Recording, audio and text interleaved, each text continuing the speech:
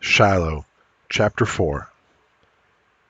Marty, Dad says when we're around the bend, sometimes you haven't got the sense to shut up. You can't go telling a man what to call his dog. But I'm mad too. Better than calling him Git or Scram. Judd Travers has the right to name his dog anything he likes or nothing at all. And you've got to get it through your head that's his dog, not yours, and to put your mind to other things. The Jeep bounces along for a good long mile before I speak again. I can't, Dad, I say finally, and this time his voice is gentle. Well, son, you gotta try. I eat my peanut butter and soda cracker sandwiches with Dad at noon, plus the zucchini bread Mrs. Ellison had left in her mailbox for him, and after all the Sears catalogs and mail is delivered, we head back to the Sistersville post office. I get my Coca-Cola at the gas station while Dad finishes up and we start home. I forget all about looking for cans and bottles. The can I'm holding is the only one I got. Judd Travers goes hunting here every weekend, don't he? I ask Dad. I suppose he does. You can shoot at just about anything that moves? Of course not. You can only shoot at what's in season. I'm thinking how, about a year ago, I was fooling around up on the ridge and come across a dead dog, a dead beagle, with a hole in its head. Never said anything because what was there to say? Somebody out hunting got a dog by mistake, I figured. It happens. But the more I think on it now, I wonder if it wasn't just Judd Travers shooting a dog on purpose, shooting one of his own dogs that didn't please him. Dad's still talking. We got a new game warden in the county, and I hear he's plenty tough. Used to be a man could kill a deer on his own property any time if that deer was eating his garden. Warden would look the other way. But they tell me the new warden will find you good. Well, that's the way it ought to be, I guess. What if a man shoots a dog, I ask. Dad looks over at me.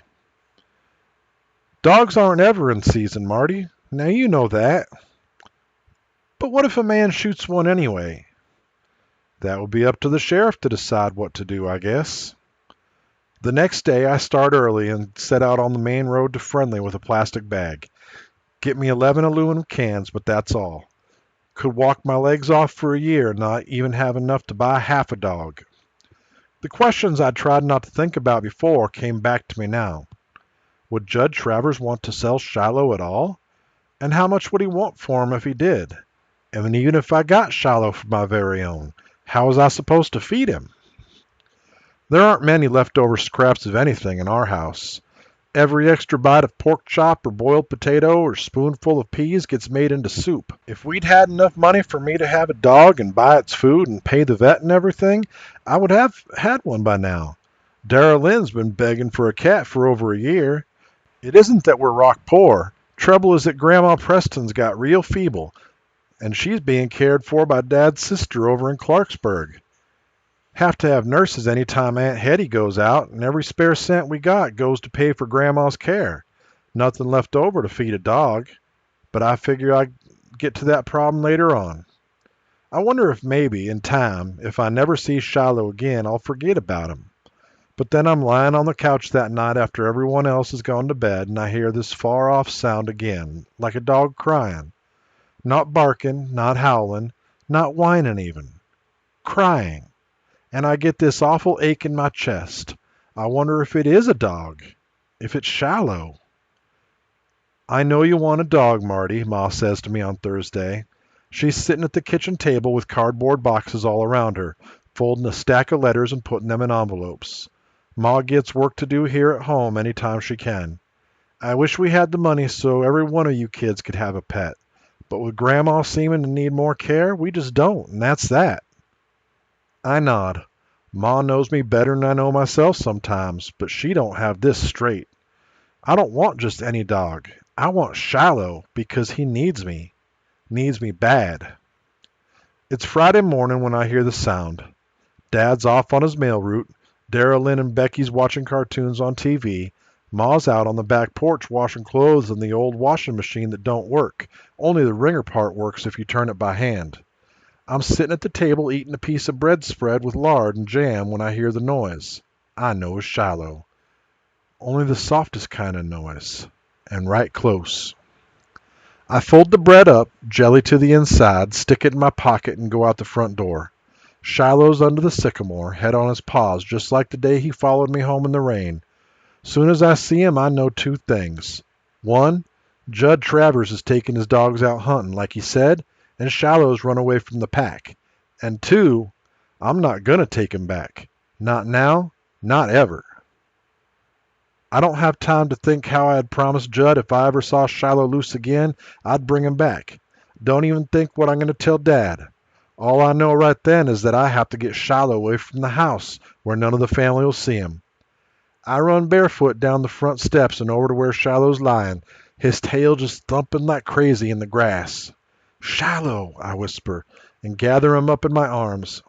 His body is shaking all over, but he don't try to get away, don't creep off from me the way he did that first day.